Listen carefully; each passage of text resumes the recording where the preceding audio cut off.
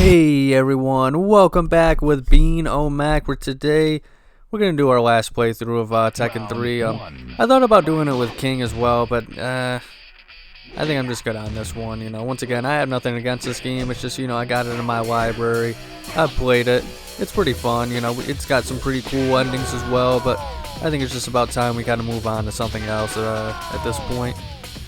So we are doing Jin here, and as you can see, we're in a school outfit. I figured, why not go for this one? Because, I don't really think this outfit shows up in games again after this. And, let's be honest, I don't know what other people thought about his primary outfit in this game.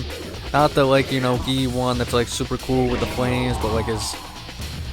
I don't even know how to describe it. He's, his regular outfit in this game, his regular casual outfit is probably my least favorite in the entire series of any character to ever have one.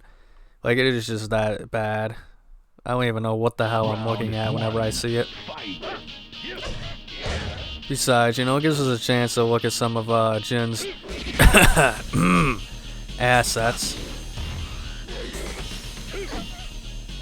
I'm sure that, let's be honest, Xiaoyu, she fell in love with Jin as soon as she saw him in this outfit. That's the thing, I think that's another thing. I was talking about the plot of Tekken last episode, and how it's just pretty much insulting at this point, when I used to think it was one of the best fighting game stories of all time, to be honest. From the beginning to maybe Tekken 5. 6 was kind of bad, but it still had some good stuff going for it. And 7 was just when they had the freaking narrator that sounds even more freaking emotionless than me. I remember there's just some scene where Jin killed the narrator's family and stuff like that, and the narrator is faced with an unconscious Jin and everything like that, and fucking the narrator's just and I seen him, the man who killed my family.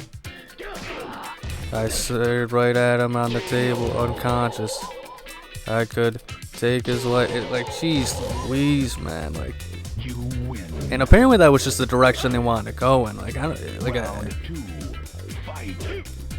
Oh, brother. And then in the new one, Tekken 7, Heihachi supposedly died. And in Tekken 8, there's nothing wrong with bringing him back. I think everybody can agree with that. Heihachi's one of the most iconic fighting game characters of all time. But to have to incorporate him in the story by bringing him back, I don't think he's actually incorporated in the story, but I think it's canon that he's, actually alive again, meaning the entirety of Tekken 7 was pointless. And it's dude, what the hell is going on here, man? Why would you do that to your audience? And holy shit, what the hell? Did you see how crazy Jin's stomach is? That's dedication to that move. Oh my god. His stomach was paper thin. God damn. But anyway, so yeah, that's so freaky to look at now. I can't unsee it. But anyway, yeah, it's just so insulting to the player. And I think the Harada guy, I don't think he wanted to do it. I think people are saying it was a corporate decision, stuff like that. Either way, it's weird to me that he has to be in future titles, and I don't know. I think it's just another show that, I think around the 90s and 2000s, or maybe it got bad in the 2010s and stuff like that. Because the 80s were terrible for sequels, if something was successful, Rocky or Friday the 13th or Nightmare on Elm Street or something like that, they had to have 5 to 10 freaking sequels to it and stuff like that. And then nowadays it's kind of the same thing, but things can't progress, what they did with Tekken 3, they can't do that anymore in a modern Tekken, They can't just, get rid of a good chunk of the characters, essentially start over fresh and with a new story, 20 years later, stuff like that. They can't really do that anymore, unfortunately. And I guess they tried to do that a little bit in MK10, but they still had all the old favorites and stuff like that, so it wasn't the same. But that was kind of more or less, they could have done something similar to that, where new generation. But Mortal Kombat 10, it's just the combat kids is what they're called. Yeah, nobody was really liking them. And then Cassie just kind of became the top, guy, I guess, or the top girl in the series, and I don't know where it felt like it was just literal plot armor. Oh, you have this thing that's naturally built into you to fight other gods. Yeah, why the hell didn't Johnny Cage have that the first time he fought Shinnok in the 3D, era in MK4? Maybe he did, but I'm pretty sure he didn't. Because obviously it was Liu Kang who was the one who defeated Shinnok, but I don't know, maybe it was just Johnny Cage had it, but he was like, you know what, Liu, I'm already dead. You can have this one, buddy. So I don't know. And then, instead of, and I kind of get it, it was a bad direction and stuff like that, but instead of trying to make the characters better and make that, I think Cassie was better in MK11 personality-wise, but instead of trying to make them better in the storyline, as far as why their importance is there, it just kind of seemed like they shattered them down, in wrestling speak, the card and stuff like that, and they got rid of 2 of them. They only had Jackie Briggs and Cassie Cage and stuff like that. But I think MK11's story was pretty good until the end. It just got a little too goofy for me, kind of thing. But I don't know. It's each their own. But I think the thing with that is it seems like Mortal Kombat, whenever they head in, it seems like they're gonna head in one direction, for these story modes. It just heads into a completely random, different direction. Dark rating MK10. All of a sudden, he's just there to be a dick to Cassie for like 2 seconds, and then just disappears. And then the story gets reset again and stuff like that. So I don't know. Either way, I just think that nowadays there's not really. Instead, it's not as much about creativity as it is, unfortunately, it's, just money and stuff like that. So you can't get rid of big characters, you can't reboot stuff, you can't really try anything new, because if it's a financial failure, that's all she wrote, essentially. Either that, or it's like, hey, moron, you tried this, go back to what worked and don't try and be creative again, type deal. And, to their credit, I mean, that's kind of what Tekken 4 is in a little bit, in a few ways. Like there's a lot of stuff that people didn't like about Tekken 4 after Tekken 3 was so successful. The big open areas, the ramps and stuff like that. People didn't like wall hits as much back then and stuff like that. The atmosphere, the tone of the story. There was a lot that people didn't like at that point, which I think it's getting more appreciated now, but. Even still, Tekken 4, I mean, it's amazing how terrible it sold when you really look at the numbers. I guess it was so terrible that Harada actually went into a depression, who's, the creator and stuff like that, if you don't know. I'll be honest, I don't even know his first name. That's just what everybody refers to him as.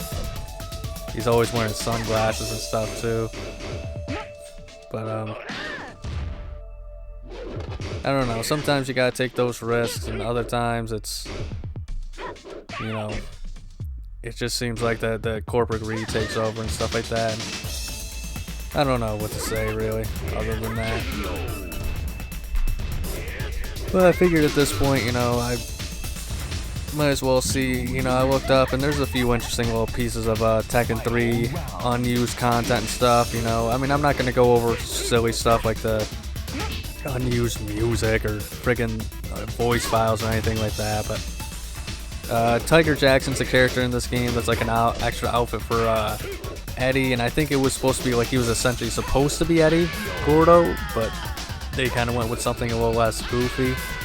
I don't really know the full story on this Tiger Jackson guy, but a potential name for him could have been Soul Jackson, as there's an announcer file for him.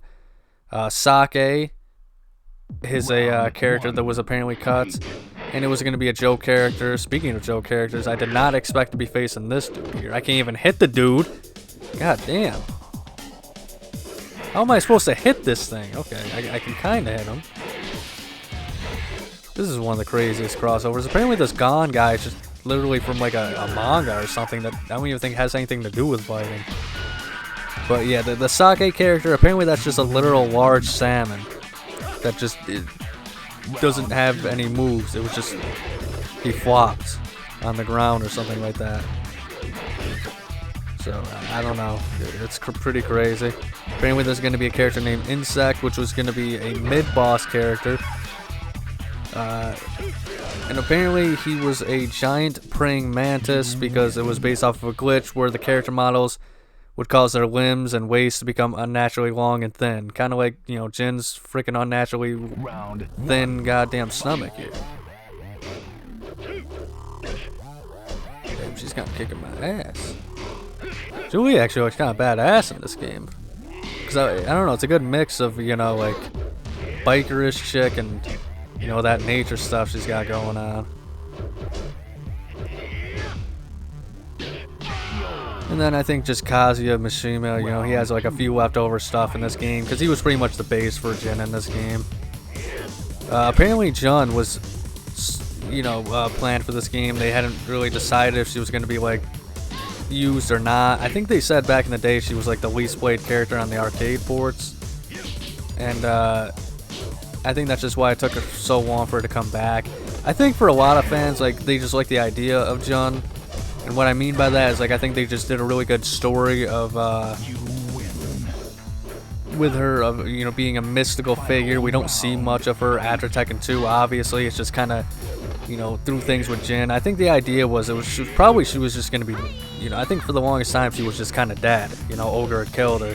You know, even in that intro thing you see at the beginning, for the longest time, I think people were saying that that was Jun's head. Apparently it was not. Obviously, because, you know, she recently came back in the newest game and stuff like that. So I think for a lot of people, like, even like why she wasn't in there is because I think Hwoarang said, like, I don't understand why people are wanting her. She was very unpopular back in the day. So I think it was just good storytelling. And, you know, I think in Tekken Tag Tournament 2 or something like that, she probably got a good amount of popularity because players got to play as her for the first time again. And so, but apparently, you know, there was a potential for her to return in this game, and there was a lot of unused data for her. So, I think that's a pretty cool, interesting little trivia note here.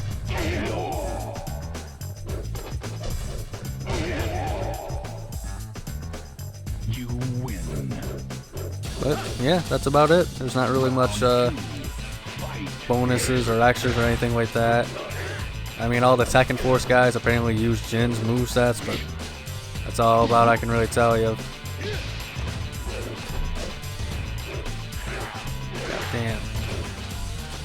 And for anybody who ever says, like, you know, yeah, right there. Anybody who ever says that, like, you know, fighting games, they appeal to men, this or that, like that, stuff. Nah, back in the day, I mean, like, they knew how to appeal to both audiences. It's just it was a lot more subtle with women, you know. Like, if you're wondering why, you know, like, this Jin could never fit in jeans. You know, I don't know why, because, you know, just look at that backside and tell me that all that ass could fit in a pair of jeans. Like, you're out of your mind. Okay, what the hell is that? I've never seen him do that before.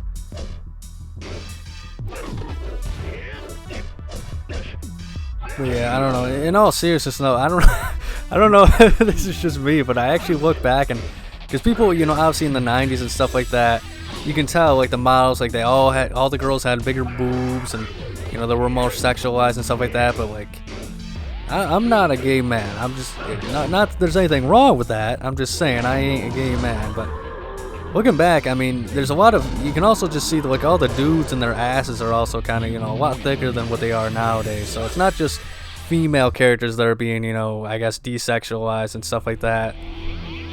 Like, it happened to the guys as well, especially in Smash Bros. I mean, they took Snake's, you know, solid ass away from us in Smash Bros. Brawl as well. But I don't know, man. Maybe I'm just looking for things in the wrong places, but I feel like I've been noticing that kind of stuff a lot more recently. But that's going to be all for today, so thank you so much for watching. If you enjoyed, make sure to like and subscribe. Check out next week's episode on Fighting Friday. But above all else, please remember to have a nice day.